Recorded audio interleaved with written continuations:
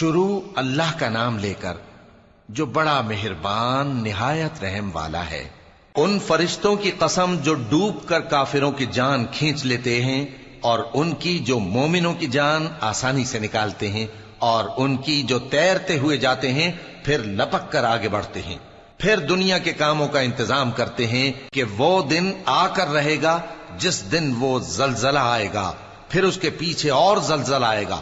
اس دن لوگوں کے دل خوف زدہ ہوں گے اور آنکھیں جھکی ہوئی۔ کافر کہتے ہیں کیا ہم الٹے پاؤں پھر لوٹیں گے؟ بھلا جب ہم کھوکھلی ہڈیاں ہو جائیں گے تو پھر زندہ کیے جائیں گے؟ کہتے ہیں کہ یہ لوٹنا تو سراسر نقصان کا لوٹنا ہوگا۔ تو بس وہ ایک ڈانٹ ہوگی، اس وقت وہ سب میدان حشر میں آ جمع ہوں گے۔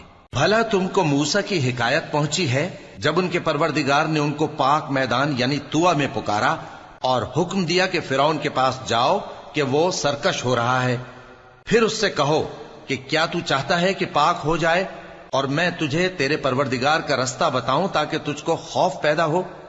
غرض انہوں نے اس کو بہت بڑی نشانی دکھائی مگر اس نے جھٹلایا اور نہ مانا، پھر لوٹ گیا اور تدبیریں کرنے لگا۔ سو اس نے لوگوں کو اکٹھا کیا، پھر بلند آواز سے بولا، سو کہنے لگا کہ تمہارا سب سے بڑا مالک میں ہوں۔ تو اللہ نے اس کو دنیا اور آخرت دونوں کے عذاب میں پکڑ لیا۔ جو شخص اللہ سے ڈر رکھتا ہے اس کے لیے اس قصے میں عبرت ہے۔ بھلا تمہارا بنانا مشکل ہے یا آسمان کا؟ اللہ نے اس کو بنایا، اس کی چھت کو اونچا کیا، پھر اسے برابر کر دیا، اور اسی نے رات تاریک بنائی اور دن کو دھوپ نکالی، اور اس کے بعد زمین کو پھیلا دیا۔ اسی نے زمین میں سے اس کا پانی نکالا اور چارہ اگایا اور اس پر پہاڑوں کا بوجھ رکھ دیا۔ یہ سب کچھ تمہارے اور تمہارے مویشیوں کے فائدے کے لیے کیا۔ پھر جب وہ بہت بڑی آفت آئے گی اس دن انسان جو محنت وہ کرتا رہا یاد کرے گا، اور دوزخ دیکھنے والے کے سامنے لا کر رکھ دی جائے گی۔ اب جس نے سرکشی کی اور دنیا کی زندگی کو مقدم رکھا تو اس کا ٹھکانہ دوزخ ہی ہے۔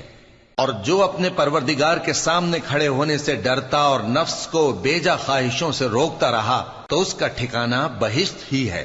اے پیغمبر صلی اللہ علیہ وآلہ وسلم، لوگ تم سے قیامت کے بارے میں پوچھتے ہیں کہ اس کی آمد کب ہے، سو تم اس کے ذکر کی طرف سے کس فکر میں ہو؟